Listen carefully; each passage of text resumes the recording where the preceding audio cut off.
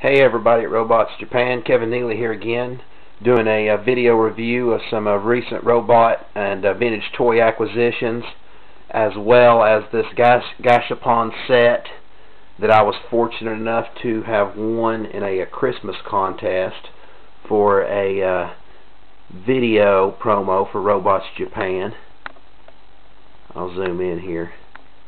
You may notice in front of Ray Dean you've got the first, which is a falcon. And the stickers really bring these guys to life, let me add. They're not die cast. Very hard plastic. Very much like a Lego or a micronaut. As I say, where you know your imagination is your only limit as far as what you could create with them. Here are the boxes. As you can see, I'm in front of my light here. Now, this display area, let me back up and pan out and give everybody a good view, is very unique because this old house I live in has a 3 shelving system which was created from what once was a doorway, as you may be able to tell there. So it's 4 levels. Backing up here, starting on my top level here, I have Dragon's box.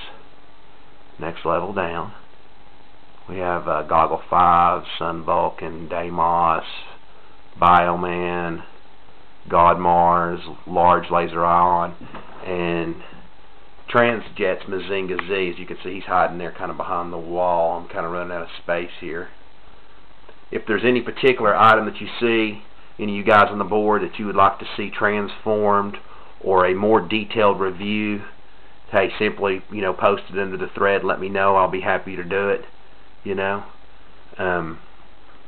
I really like how I've got everything set up here as far as starting with the smallest to the largest. And you notice on this one shelf here, working from right to left, Vanguard Ace plated.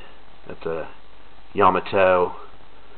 You got the GB03, I believe that is the one, the Combatler from '99. As you can see, his box is behind it, and I have the new gashapon boxes all displayed on top of that. These little tiny boxes here are also gashapons from a new acquisition, Voltes V, my first example of big Volt. As you can see, let me zoom in here. There he is back here in the corner. Bring in a little light. There we go. Zoom out now. Now he's beside my little Combatler as well, little Popy reissue Combatler. And I gotta say, there is no die cast again on that gashapon, but a very neat display. I really don't have any complaints about it at all. It's a very unique toy. I love how the little boxes display on top of some of my other boxes. You may notice the remote control for the Techigen 28 GB44, which is right here. As I say, Ray Dean, Dayton Gen, Dynaman, both the small versions. Obviously Dayton Gen didn't come in a large version to my knowledge anyway. I don't have a big example of Combatler or Voltes V yet in vintage, so to me this is the next best thing. And wow, I mean, just look how neat these little gashapons display in front of them in animal form. You got your little, as I say, a falcon, you got a bull, you got an elephant, you've got a, like a tiger, a lion. You've got a little ape guy, and you've got the snake. Now, let me take you in for a real close view here, if I can get a good angle. If you'll notice, each one of them has this little removable fire exhaust, if you will, and it has a little green, Asian symbol on the front of it, which is obviously, I'm sure, the name of each one. Again, they are made by Bandai. And let me grab one of the boxes to show you the back of it, so we can show you an idea of what the creature can turn into, or all 6 bots combined. He's kind of like a big T-Rex. There's a, on the bottom of the bull, his body is actually the head of a T-Rex. Here, let me show if I can see it.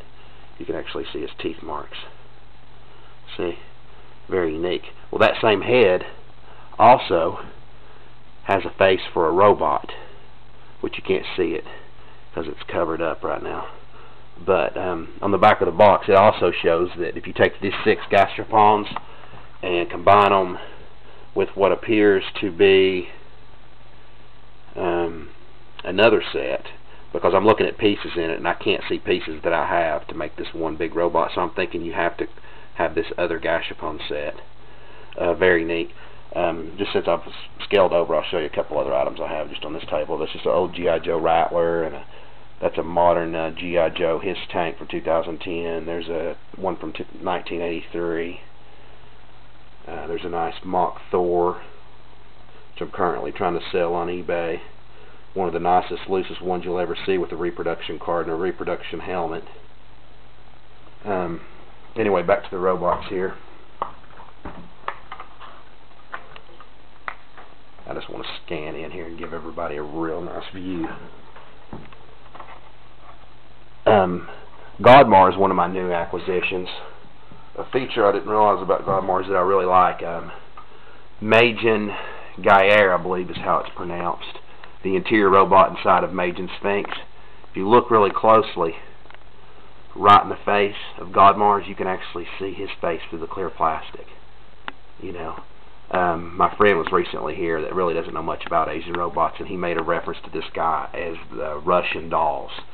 And I, you know, for someone that's never, you know, seen or played with any of these items, that or the Transjet Mazinga Z, or of course the Guardian robot, which I don't have, definitely fits into the Russian doll concept, if you will. Smaller inside a larger and so on. Okay, so like I say, there's my bigger shelf. You know, I don't have any of the really big name, more expensive robots yet, but considering I've only been collecting these guys for about 4 or 5 months, I'm pretty happy with the collection I've been able to put together. You know, all the guys on Robots Japan are real friendly and have vast information that literally takes years to compile, and you know, without their help and their guidance as far as what's a good brand, what's a good price, etc., you're really kind of just in limbo on your own out there, you know, buying on eBay. I recently started collecting micronauts, so I promised to do I've got a rocket tube set. I want to set that up when I get my Baron cars, and I have a warp racer and a scooter on the way. So that'll be a few more things that's not videoed today. As you can see, you got your Pharoids, blue, orange, and silver, all 3 complete. They have their little pieces that connect to their hips, wings, and weapons, if you will. I'm not sure what they are.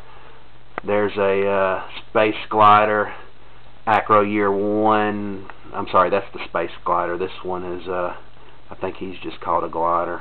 I can't remember exactly. Acro Year 2 in the middle.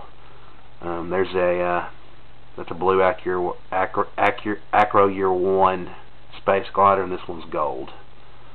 You got a couple of Time Travelers, blue and gold, and Andromeda. Baron Cars' black steed with the missile launchers on the side and his box displayed behind. And below that I have a nice shelving system where I have all my Godaikin robots boxes nice and stashed away, where they're not really getting any shelf wear other than just being stacked. Obviously something you can't avoid.